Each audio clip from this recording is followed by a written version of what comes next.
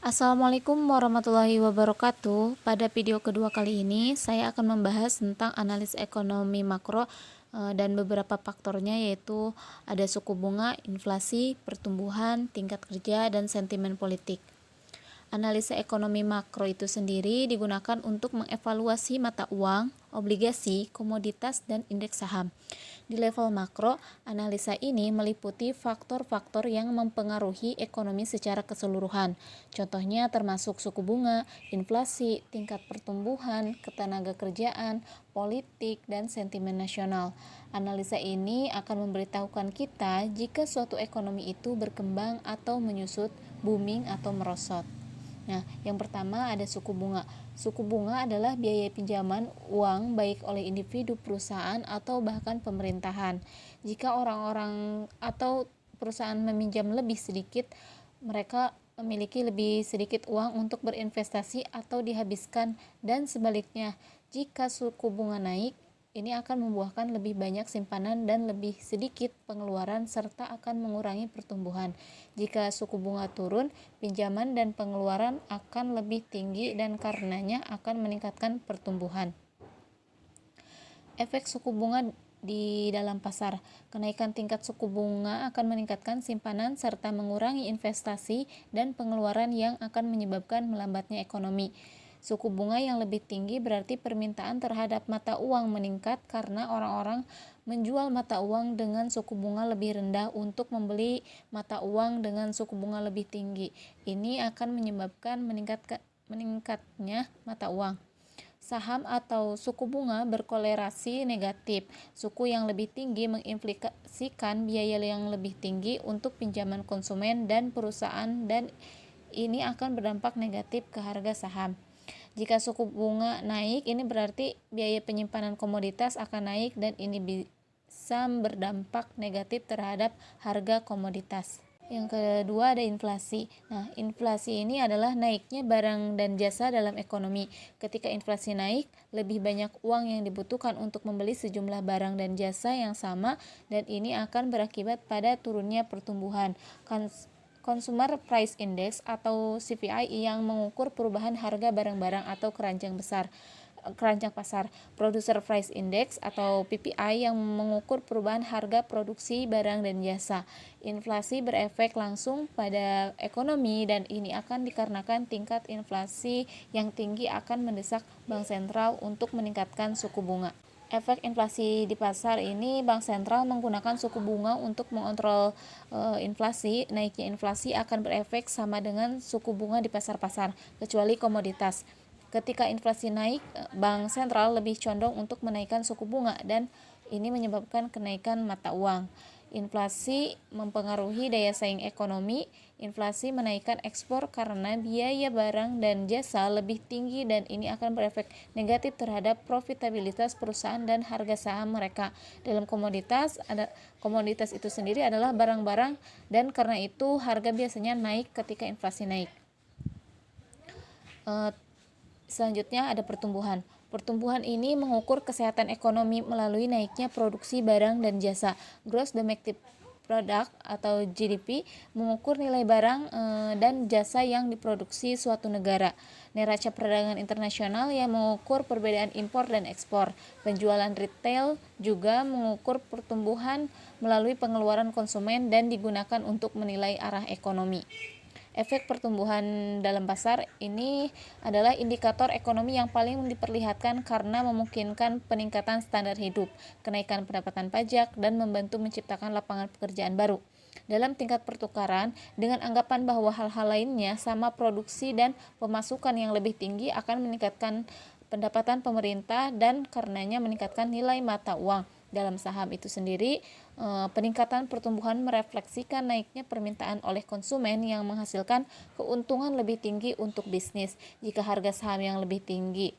Nah, dalam komoditas, karena bisnis memproduksi lebih permintaan komoditas, bahan mentah, dan energi akan naik sehingga harga komoditas menjadi lebih tinggi. Selanjutnya, pengangguran. Salah satu bahan paling penting untuk ekonomi yang sehat adalah ketersediaan pekerjaan dengan bayaran baik. Ketika seseorang secara aktif mencari kerja namun tidak bisa mendapatkan pekerjaan, pengangguran terjadi. Pengangguran diukur oleh angka pengangguran yang pada dasarnya adalah presentasi orang-orang tanpa pekerjaan, namun bisa dan ingin bekerja. Non-farm payroll juga mengukur ketenaga kerjaan melalui sejumlah pekerjaan tambahan non-pertanian yang ditambahkan setiap bulannya. Kenaikan jumlah pengangguran atau penurunan di non-farm payroll memberikan sinyal pelambatan ekonomi. Efek pengangguran dalam pasar ini, pengangguran bertambah, pengeluaran konsumen turun karena penganggur memiliki sedikit uang untuk digunakan dan mereka yang bekerja khawatir mengenai masa depan sehingga condong mengurangi pengeluaran. Dalam tingkat pertukaran, ketika ada tingkat pengangguran yang lebih tinggi, pertumbuhan ekonomi tertahan dan permintaan turun sehingga ini bisa berujung pada depresiasi nilai mata uang. Dalam saham, kenaikan pengangguran ini bisa menyebabkan penurunan tingkat pengeluaran konsumen yang merugikan bisnis dan mendorong harga saham turun. Dalam komoditas, efek yang sama bisa dilihat berbagai harga komoditas karena permintaan penurunan oleh tingkat produksi yang lebih rendah. Selanjutnya ada kestabilan politik. Nah, risiko politik ini adalah risiko penghasilan investasi yang mungkin terjadi yang diakibatkan oleh perubahan politik atau tidak kestabilan suatu negara. Ada berbagai keputusan pemerintah yang dapat mempengaruhi bisnis individual, industri dan ekonomi secara keseluruhan. Ini termasuk nasionalisasi, kenaikan pajak, tambah regulasi, batasan perdagangan, dan lain sebagainya. Risiko politik, efek di pasar ini, naiknya risiko politik memiliki efek negatif di semua pasar. Dalam tingkat pertukaran, keyakinan yang menurun dan meningkatnya ketidakpastian menyebabkan penurunan nilai mata uang. Dalam saham ini, saham ini juga berakibat negatif terhadap bisnis karena harga saham menurun. Dalam komoditas juga dengan mayoritas komoditas dan penurunan nilai yang terjadi sangat risiko politik ini naik kecuali emas yang berperan sebagai safe haven saat tidak ada kepastian.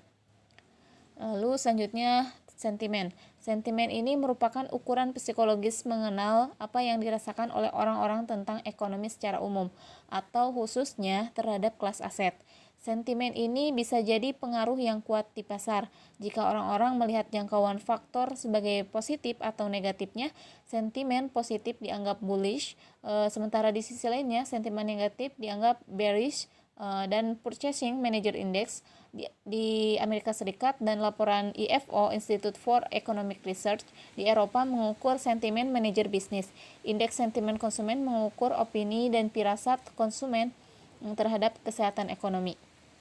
Efek sentimen di pasar ini, investor condong dipengaruhi oleh sentimennya sendiri ketika membuat putusan finansial dan ini akan berakibat pada berbagai hal di ekonomi.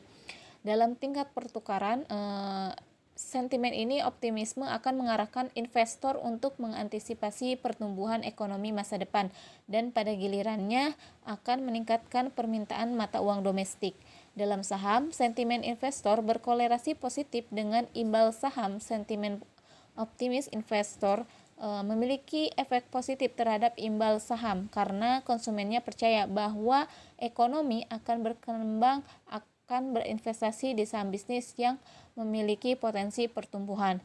Dalam komoditas, sentimen ini pada akhirnya juga akan mendorong permintaan komoditas dan kemudian condong terapresiasi secara nilai. Kesimpulannya, indikator yang telah dijelaskan memberikan kita gambaran ekonomi saat ini dan prospek masa depan.